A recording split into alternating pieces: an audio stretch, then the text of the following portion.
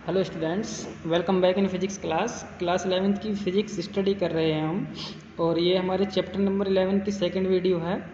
Chapter number 11 की first video में हमने देखा था कि किसी आदर्श गैस के लिए आदर्श गैस का जो समीकरण है वो किस प्रकार से बनाया जाता है, जो कि हमारा सिद्ध करने के बाद आया था PV = nRT, बोयल और चार्ल्स के नियमों का यूज़ करते हुए।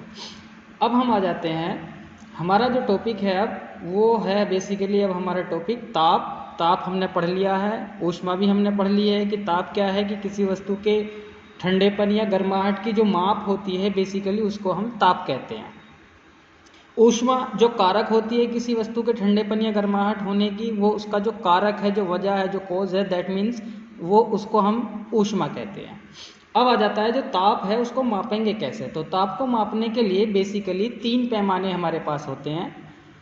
एक पैमाने को कहा जाता है सेल्सियस पैमाना, दूसरा फ़ारेनहाइट होता है और तीसरा होता है केल्विन पैमाना। ठीक है। अब ये पैमाने को जो बनाया गया है, इन तीनों पैमानों को पानी जो होता है हमारा जल को लेकर के बनाया गया है, जल की अभिधारणा के ऊपर है। देखिए, इनको बनाते समय हमारे पास में पैमानों को जो बनाया गया उसमें ये मान करके चला गया, जो जितने टेम्परेचर पर पानी हमारा जमना शुरू हो जाता है, दैट मीन्स बर्फ़ बनना शुरू हो जाता है, उसको उस बिंदु को कहते हैं, टेम्परेचर के उस बिंदु को कहा जाता है हिमांक बिंदु। और जितने टेम्परेचर पर, जितनी ऊष्मा देने पर पानी या जल जो है हमारा वो भाप बनना शुरू हो जाता है, उस बिंदु को कहा जाता है, उस टेम्परेचर पॉइंट को कहा जाता है भाप बिंदु। तो इसी को आधार मानते हुए ये 3 पैमाने हमारे पास हमारे पहला आ जाता है हमारा सेल्सियस पैमाना। देखिए यहाँ पर 3 पैमाने हो गए, सेल्सियस पैमाना, फ़ारेनहाइट पैमाना और केल्विन पैमाना। इनको समझने के लिए इधर देखेंगे, ये पहला पैमाना बनाया है सेल्सियस, दूसरा फ़ारेनहाइट, तीसरा केल्विन। तो सेल्सियस पैमाना जो 0 डिग्री टेम्परेचर माना गया है वो हिमांक बिंदु है, दैट मीन्स वो टेम्परेचर जिस पर जो जल है हमारा वो जमना शुरू हो जाए, उस ताप को 0 डिग्री सेल्सियस ताप कहा जाता है।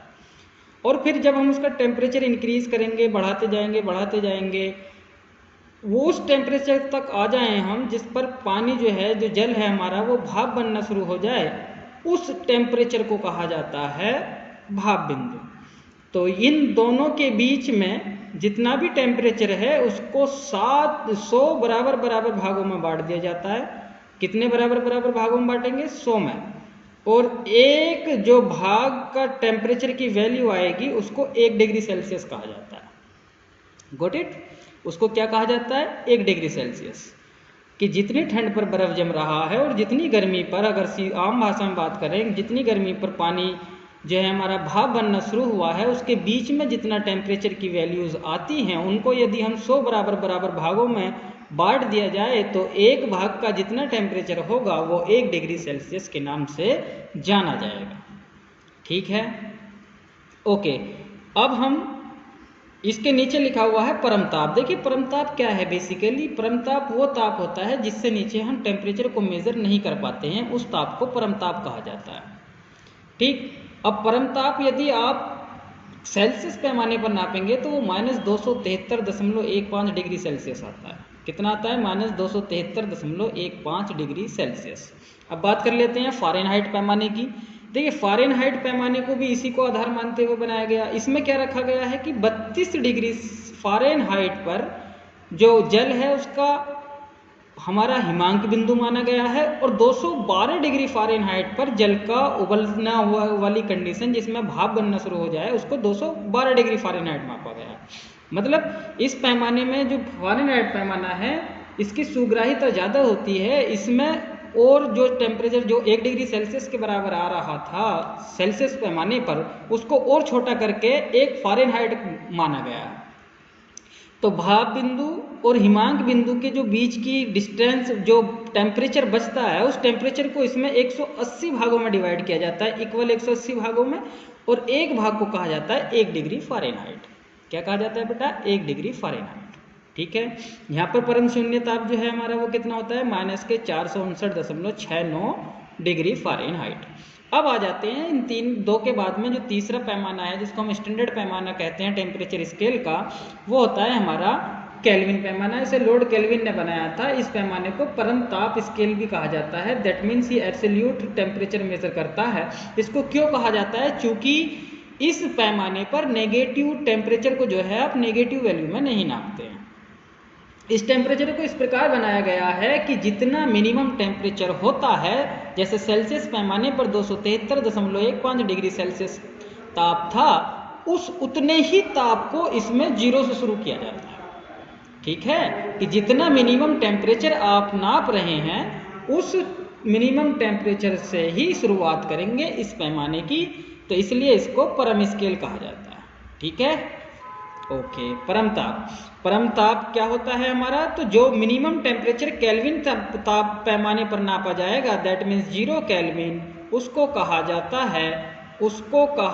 है परम ताप। ये 0 केल्विन परम ताप है। अब 0 केल्विन का मान अभी हम आगे निकालेंगे इनमें रिलेशन। अगर सेल्सियस पैमाने पर इतने टेम्परेचर को नापा जाए जितना 0 केल्विन होता है, तो केल्विन पैमाने पर उसका मान सेल्सियस में 273.15 माइनस में आता है। और अगर फ़ारेनहाइट पर नापेंगे तो उसका वैल्यू आएगी माइनस के 459.69 डिग्री फ़ारेनहाइट। ये अर्थ है इनका। तो केल्विन पैमाने पर जो हिमांक बिंदु है वो 273.15 केल्विन होता है, और जो भाप बिंदु है वो 373.15 केल्विन होता है। ठीक है, इस जल के हिमांक और भाप बिंदु में। तो ये तो थी हमारी पैमानों के बारे में इंफॉर्मेशन के हमारे 3 तरह के पैमाने हैं। अब इनमें आपस में हम कन्वर्ट कर सकते हैं कि एक के टेम्परेचर मेजरमेंट की जो वैल्यू है वो दूसरे पैमाने पर कैसा आती है। तो केल्विन पैमाने पर भी 273 और 373 हिमांक बिंदु और भाप बिंदु को 100 बराबर भागों में बांट दिया जाता है, और एक भाग का जो टेम्परेचर है उसको 1 केल्विन कहा जाता है। ये याद रखेंगे। अब आ जाता है हमारा रिलेशन बिटवीन सेल्सियस, फ़ारेनहाइट और केल्विन माप। यदि इनमें आपस में हम कन्वर्ट करना चाहें तो उनमें किस तरह से कन्वर्ट करेंगे? तो इसे कन्वर्ट करने के लिए बेटा देखिए, टेम्परेचर जो सेल्सियस है हमारा, उस पर जो टेम्परेचर की माप है उसे मान लें हम TC है।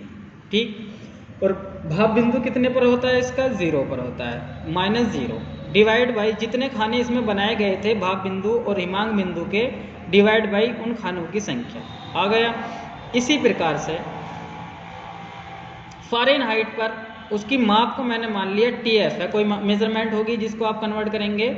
उसके बाद इसमें जो भाप बिंदु है उसको कितना माना गया है? 32 माना गया है। कितना माना गया है बेटा? 32 डिग्री फ़ारेनहाइट पर इसका हिमांक बिंदु आता है। अब ये आ गया मेरा 32 डिग्री फ़ारेनहाइट, तो यहाँ पर 32 लिख देते हैं, डिवाइड बाई कितने खाने थे? खानों की संख्या थी 180। कितनी थी? 180 बराबर। अब जो केल्विन पैमाना था, उस केल्विन पैमाने पर कोई टेम्परेचर मेजरमेंट है मेरी T के, उसमें कितने पर भाप बिंदु माना गया है? 273, हिमांक बिंदु 273.15। ठीक है, डिवाइड बाई इसमें भी कितने खाने थे? 100। तो ये होती है हमारी इन तीनों में आपस में रिलेशन। क्या होता है इन तीनों में आपस में रिलेशन? क्वेश्चन देख लेते हैं। इस पर क्वेश्चन बनते हैं कि किस प्रकार से आप इसका फाइंड आउट करेंगे।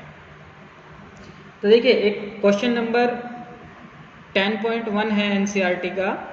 उसमें कहा गया है कि एक नियोन तथा CO2 के त्रिक बिंदु क्रमशः 24.57 केल्विन तथा 216.55 केल्विन है। इन तापों को सेल्सियस तथा फ़ारेनहाइट माप क्रमों में व्यक्त करो।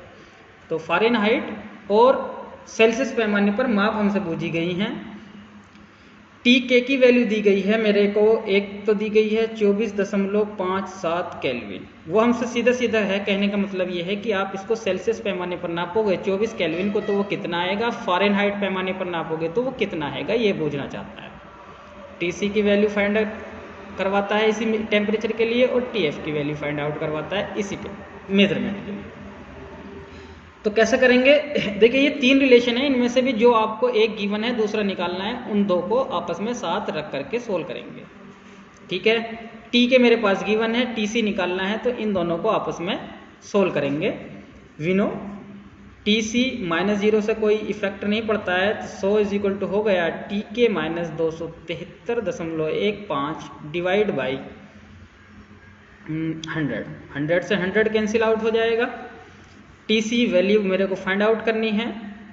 TK कितना दिया हुआ है? 24.57 केल्विन दिया हुआ है, -273.15 इज इक्वल टू कितना आ जाएगा, देखिए माइनस का ज़्यादा है प्लस का कम है, तो इसमें से इसको लेस करेंगे, तो लेस करने के बाद ये आ जाता है मेरा 248.58 डिग्री सेल्सियस। ये आ गई मेरी सेल्सियस मेजरमेंट कि अगर मैं 224.57 केल्विन को सेल्सियस पैमाने पर इतने टेम्परेचर को नापा जाए तो वो 248.58 डिग्री सेल्सियस आएगी। अब अगर इसी माप को मैं फ़ारेनहाइट पर नापूं तो फ़ारेनहाइट पर देख लेते हैं किस प्रकार से आएगा। देखिए फ़ारेनहाइट पर TF -32/180 इज इक्वल टू क्या हो जाएगा, TK -273.15 डिवाइड बाई 100। ये जीरो से ये जीरो कैंसिल हो गई, 2 पंजे 10, 2 नम 18, ठीक है। क्या हो गया, TF -32 divide by 9 is equal to TK कितना है हमारा 24.57 केल्विन पैमाने की माप -273.15 डिवाइड बाई 5। तो यहाँ से TF -32 इसको इधर ले जाऊँ तो इसको मैं ऐसे लिख सकता हूँ 9/5, इसमें से इसको लेस करके लिखेंगे तो ये आ जाएगा माइनस के 248, पीछे वाली आ जाएगी 0.58 प्लस 32, ठीक है, प्लस 32।